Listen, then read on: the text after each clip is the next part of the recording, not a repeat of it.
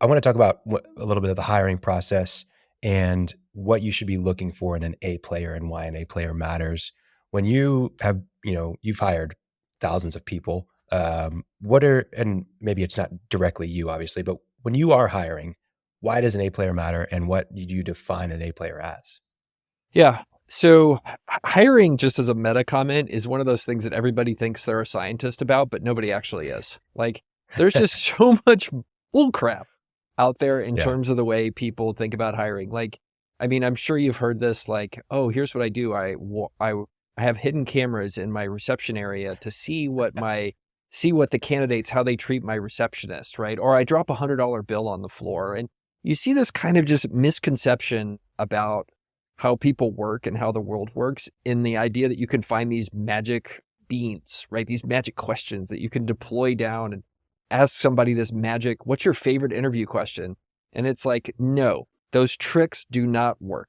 Like, they've been proven not to work. And you've seen it in the history of things like Microsoft and Google. Like, I don't know if you guys were around for this kind of stuff, but in the late 90s, there was this whole idea of like, they would ask you like these puzzle questions, like, how many ping pong balls can fit inside of a 747? You're supposed to figure out like, or how many window washers there are in New York. It's like, Well, a real famous one was why are manhole covers round? yes, it's a fun answer, but it doesn't tell you anything if I'm going to be a good employee or not.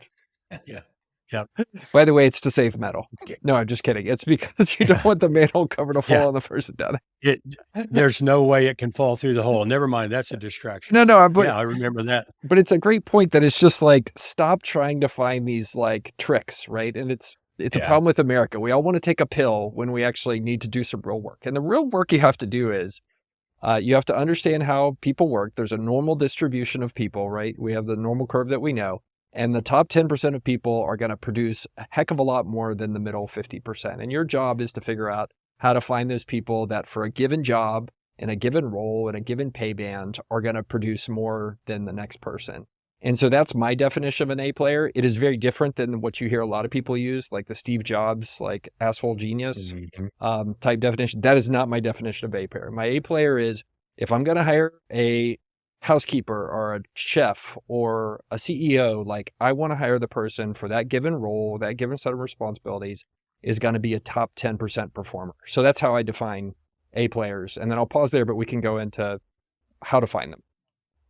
I want to throw one thing out. I think there's a thing, everybody knows the 80-20 rule, that 20% give you 80 of the benefit, 20% give you, but Jordan Peterson describes a Price's law, which is more accurate.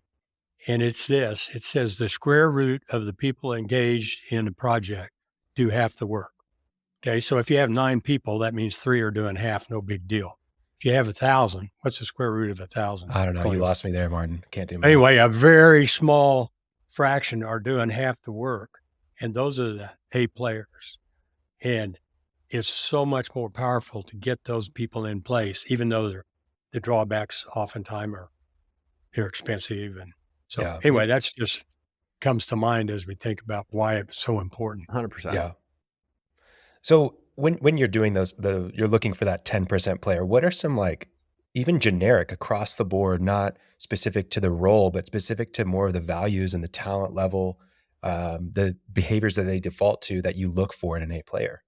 Yeah. So, I'm a big believer in defining a set system that everybody in the organization can run. And so I actually, based on a number of things that have been proven scientifically to work in studies about how hiring works, I have a whole system that I've talked about on social media. You can download it for free. It's on my Twitter and website and stuff. But basically, it's based around the ideas that, when scientists have gone and done studies of what could actually predict that somebody's going to be a good employee, there are certain things that are above and beyond more predictive than everything else. It's not trick questions. It's not how old you are. It's not where you went to school or any of that kind of stuff. It is, what was your past behavior like, right? How well are you able to fit kind of the emotional requirements of an individual job? What did your former colleagues say about you in terms of all those things? Like when you talk to them as references, like there's 5 of those things that are super important. So What I do now is I have a whole system that I use, and there's the full-blown version of it for senior people, and I scale it down the more junior the person is. And the idea is to go through and spend time with them to understand a number of those kind of factors that I just talked about. For example, when I do reference checking, I do it radically different than everybody else does. Everybody else generally treats reference checking as you call up, hey, did Jim steal from your company? No? Okay, cool. Thanks. Bye. Did he work there? Great. Bye. Like what I will do through an interview process is go first in the interview process, identify people who know the candidate the best, and then go actually sit down after being connected to them by the candidate and have a discussion with their former bosses, colleagues, customers, vendors, and really try to fill out the picture that I've already learned after visiting with the candidate and have real discussions with them. Like, how does Jim perform the best? What should I do to help Jim perform the best? What are some things that you've seen him need help with from management? And notice I'm not trying to dig out any sort of dirt on them. I'm actually trying to problem solve through those type of questions. How can I help Jim come into my company and thrive? And how do I know Jim the best so I can craft a role that's going to work great for him?